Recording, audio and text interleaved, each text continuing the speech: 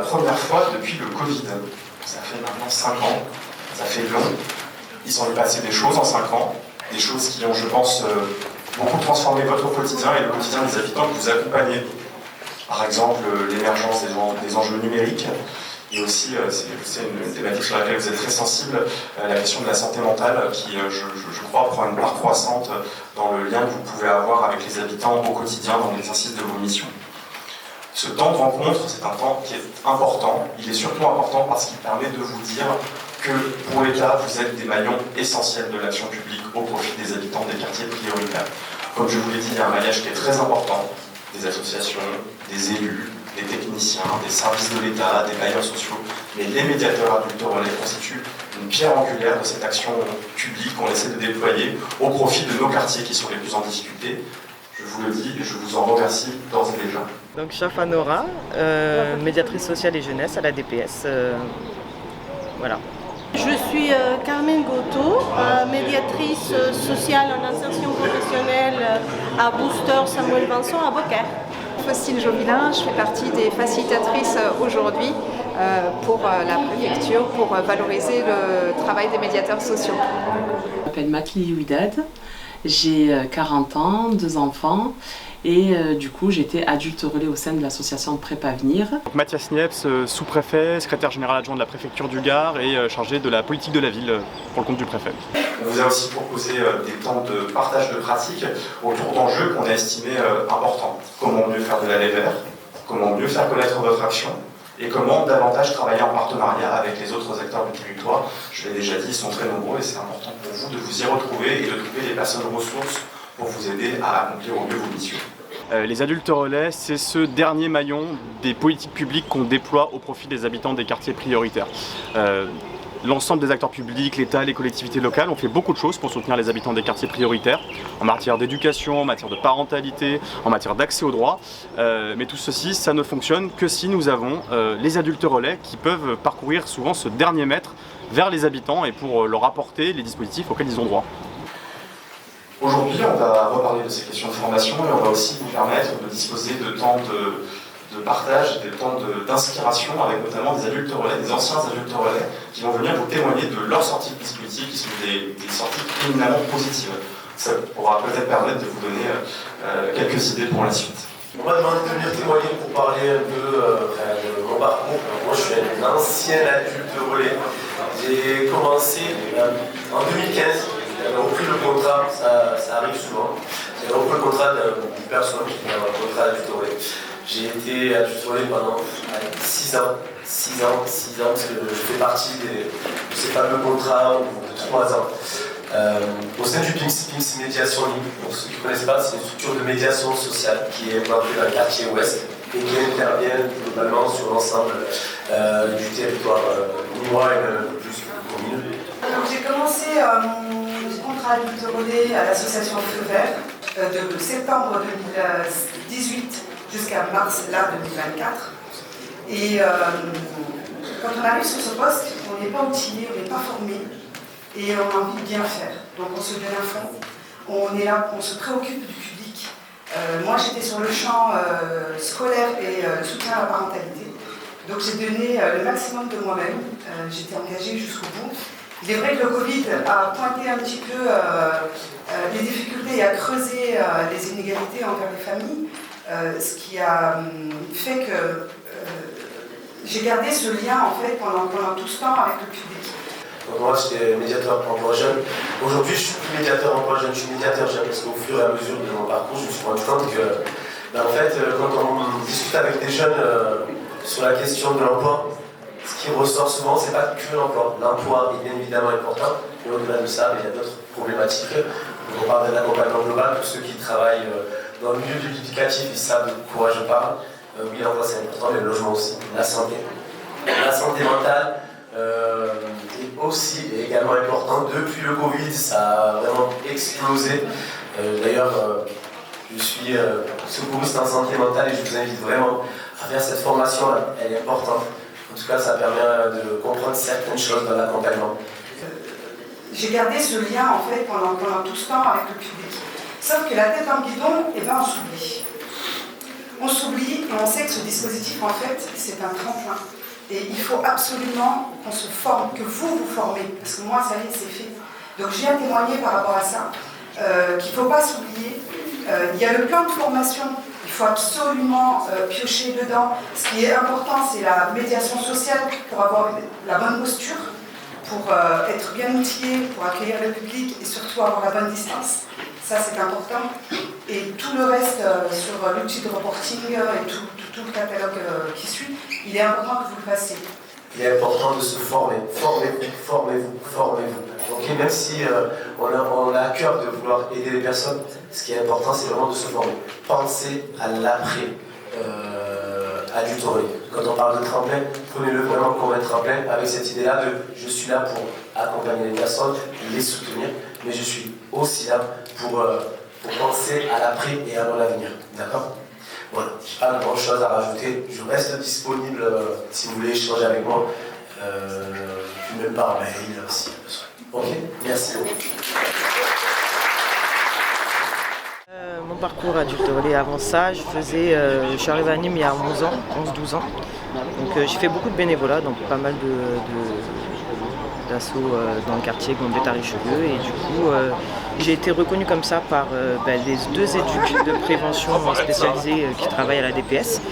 Et un jour ils m'ont dit qu'il y a un poste d'adulte relais, que je devrais postuler, ce serait bien que je postule, donc j'ai postulé, j'ai été prise. Moi, mon parcours il est un peu particulier parce que je suis venue en France pour faire des études en master en politique culturelle à Sciences Po. Je les ai finis en septembre 2023 et par des hasards de la vie, j'ai déménagé à Beaucaire, à 2 rues d'un espace de vie sociale où je fais mon stage. Et puis j'ai été engagée suite à mon stage comme adulte relais en insertion professionnelle. Alors moi j'ai travaillé dans le milieu scolaire et justement en fait l'annonce d'adulte relais c'était pour être médiatrice scolaire, donc en soi pour moi c'était un cheminement logique. J'ai été surveillante au sein du collège Romain Rolland au chemin bas d'Avignon pendant 8 ans. Et donc du coup voilà, donc c'était en soi une finalité pour moi de poursuivre dans ce chemin d'adulte relais médiatrice scolaire. Je vous souhaite de très bons travaux et je vous revois en cours de journée, mais surtout à la fin pour un peu tirer les enseignements de ce que vous aurez pu imaginer et de propos desquels vous aurez échangé.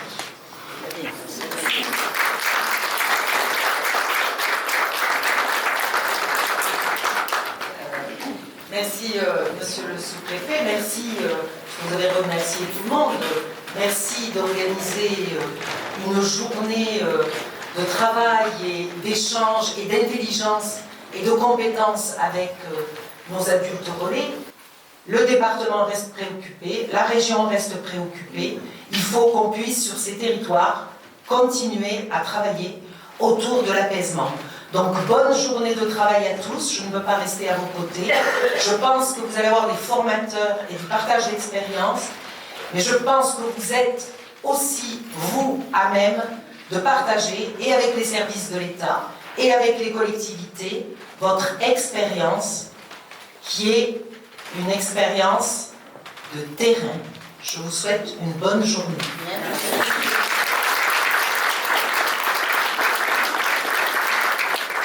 L'idée autour de cet atelier, c'est de vous permettre de vous exprimer sur vos besoins, besoins d'accompagnement, besoins de formation, pour pouvoir développer vos compétences. Alors il y a 2 optiques qui ont été retenues, soit pour pouvoir exercer aujourd'hui votre métier, soit pour pouvoir vous préparer à vos emplois futurs. Facilitateur, c'est amener des personnes qui ont une problématique à réfléchir à des pistes de solutions, à se mettre en intelligence collective pour finalement trouver comment améliorer la problématique. Donc je viens aujourd'hui pour témoigner de mon ancien rôle d'adulte relais. Alors moi j'étais adulte relais, médiatrice scolaire au sein de l'association Prépavenir. Là actuellement je ne suis plus adulte relais, je suis conseillère service à l'usager au sein de la CAF du Gard et c'est des formations qui me servent actuellement dans mon métier en tant que conseillère de service à l'usager. Un métier que j'ai vraiment apprécié, il faut savoir que nous, notre public, c'était vraiment un public qui arrivait d'Italie, d'Espagne, du Maroc, donc ils n'avaient aucune connaissance de tout ce qui était législation française, tout ça. Donc après, au-delà du rôle de médiatrice scolaire, on les accompagnait aussi pour tout ce qui était accès au droit, demande de titre de séjour, voilà, ils ne savaient rien. Donc franchement, c'était épanouissant dans le sens où c'était vraiment en fait un rôle où je me sentais utile, tout simplement. Du coup, j'ai postulé pour différents travails et j'ai été prise. Et honnêtement, quand j'ai passé justement mon entretien au sein de la CAF, ils m'ont vraiment dit texto que cette expérience, ça a été vraiment un plus pour m'embaucher. On reçoit pas mal de formations. Honnêtement, là, pour vous les énumérer, ça va être un peu compliqué, parce qu'on en reçoit quand même pas mal. Et honnêtement, toutes les formations, moi, ce que je conseille, c'est que vraiment, il faut suivre toutes les formations. Parce que c'est vrai que des fois, en fait, on se dit que je sais faire. Mais on apprend quand même durant les formations, il y a des petits outils qui sont mis en place et ça peut que nous aider à progresser dans notre montée en compétences. C'est bon à prendre. Et même pour la vie de tous les jours après, honnêtement. Alors, il y a des plans de formation qui sont obligatoirement construits par les employeurs de ces adultes relais, en lien notamment avec la collectivité régionale. Le rôle de l'État, c'est de s'assurer que cette obligation de formation qui incombe aux employeurs, elle est bien respectée. Et donc moi, j'écris régulièrement aux employeurs pour leur rappeler cette obligation et pour demander des comptes.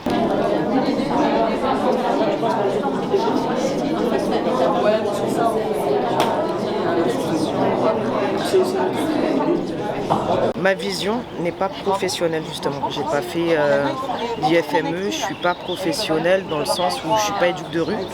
Et du coup ma vision à moi, c'est quelque chose qui a, je pense, été une plus-value dans certaines situations, même par rapport à mes collègues, avoir une vision différente. Voilà. Et donc c'est vrai que ça peut peut-être donner d'autres voies et d'autres directions et c'est tout aussi important. Et ouais. Comment vous faites les rapports chaque semaine? On écrit ce qu'on a fait pendant la semaine. Vous quantifiez les actions des gens? Moi, c'est une intervention, c'est un exemple qui me tient à cœur. C'était vraiment un enfant incompris parce que du coup, je pense que de son jeune âge, il était quand même assez actif. Donc les parents, quand on leur parlait de dossier MDPH, ils entendaient handicap, ils ne comprenaient pas, donc du coup ils se fermaient en se disant que leur enfant n'avait pas un handicap.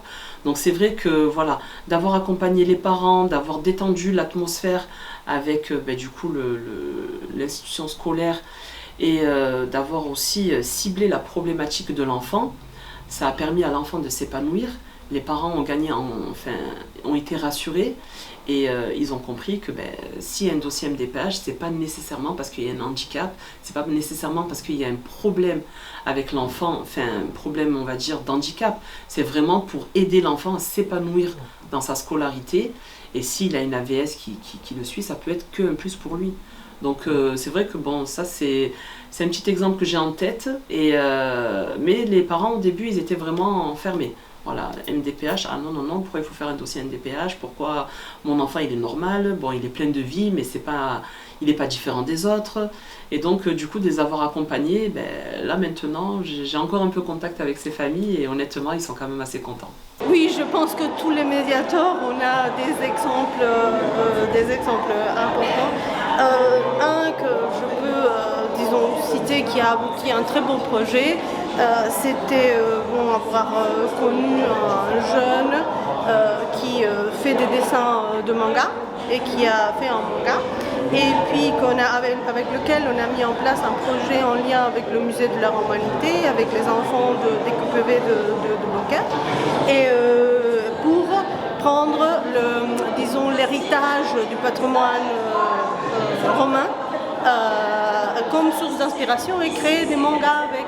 Et puis ça a généré avec les enfants une envie de connaître, un lien avec par exemple des héros comme Achille, et puis où ils ont appris et ils se sont ils ont développé des histoires parallèles, comme par exemple l'histoire de l'esclave d'Achille, des choses comme ça, et qui sont vraiment appropriées. Et finalement, on a fait une exposition au musée de la Romanité et une à notre assos. Et maintenant, on va le répéter au collège. En matière d'adultes relais, moi ce qui m'intéresse beaucoup, c'est les missions des adultes relais qui s'occupent de nos jeunes. Vous savez, les quartiers prioritaires du Gard, ce sont des quartiers qui sont particulièrement jeunes. À peu près la moitié de la population a moins de 30 ans, c'est un chiffre important. Et on a un certain nombre d'adultes relais dans ce département qui sont plutôt fléchés vers ces publics-là. Ce sont des adultes relais, par exemple, qui vont accompagner les parents pour renforcer leur rôle d'éducateur. Ce sont des adultes relais qui vont aussi faire le lien entre l'école, la famille, les enseignants et les enfants pour apaiser le contexte scolaire et faire en sorte que nos enfants réussissent mieux. Voilà, ça c'est 2 exemples de médiation que je juge particulièrement efficaces. Mais on a un petit peu aussi évoqué, pourquoi pas, pour revaloriser nos actions et parler de ce que l'on fait de notre métier, d'organiser, pourquoi pas, des assises du dialogue social et culturel où nous, tous médiateurs du Gard, on pourrait présenter ce que l'on fait au public et aux structures avec lesquelles on travaille, pourquoi pas, voilà. Il y a des salles de quartier, voilà, comme on fait quartier Pisselvin, Val-de-Bourg, il y a le Bienvenu chez vous, un truc qui mobilise beaucoup de monde. On espère que ce sera pareil pour les autres quartiers, pourquoi pas. On peut être déplacé, voilà, c'est un événement qui réunit beaucoup de monde. On le fait pas, on le faisait un peu à l'époque, mais on était débordés. Et après on oubliait nos postes à nous. Et c'est vrai que même moi qui suis 26 ans dans le quartier, il y a tellement de demandes sur les cartes de séjour parce qu'il y en a qui viennent des migrants d'Espagne et d'Italie, c'est vraiment voilà, frustrant. Nous on les oriente à Finis. Les défis sont de plusieurs ordres. D'abord, ce sont des quartiers difficiles, avec des populations qui souvent sont très précaires, et donc ils ont besoin d'être accompagnés pour répondre aux besoins de ces habitants. Les médiateurs adultes relais, ce sont aussi eux-mêmes des habitants de quartier, parfois avec certaines difficultés sociales, économiques, et donc ils ont besoin aussi d'être accompagnés dans leur parcours de vie. Dans ce dispositif, on fait 2 choses. En même temps, on va aider les habitants, mais en même temps, on aide les adultes relais. Et c'est vraiment important que ce dispositif il continue de marcher sur ses 2 jambes. C'était cool, c'était vraiment une chouette expérience pour moi. Ça m'a beaucoup appris et, sur moi-même et sur les autres. Écoute, dans tous les cas, ça a été un plaisir pour moi et je souhaite une bonne continuation pour tous les adultes relais à venir. Merci pour cette journée. On a eu des personnes désireuses d'améliorer le rôle du médiateur social, donc on a eu des personnes très impliquées, donc c'était une journée très agréable. J'encourage à tous les adultes relais à continuer à faire un travail qui est significativement important et qui fait des changements, disons, dans les sociétés dans le plus petite escale, mais qui a un impact incroyablement grand. Et puis je remercie la préfecture pour nous avoir accueillis et puis nous donner cette chance de nous connaître. Juste dire qu'on a été très heureux aujourd'hui d'accueillir plus de 70 adultes relais en préfecture du Gard. Ça nous a permis de leur rappeler à quel point ils sont essentiels et précieux pour nous.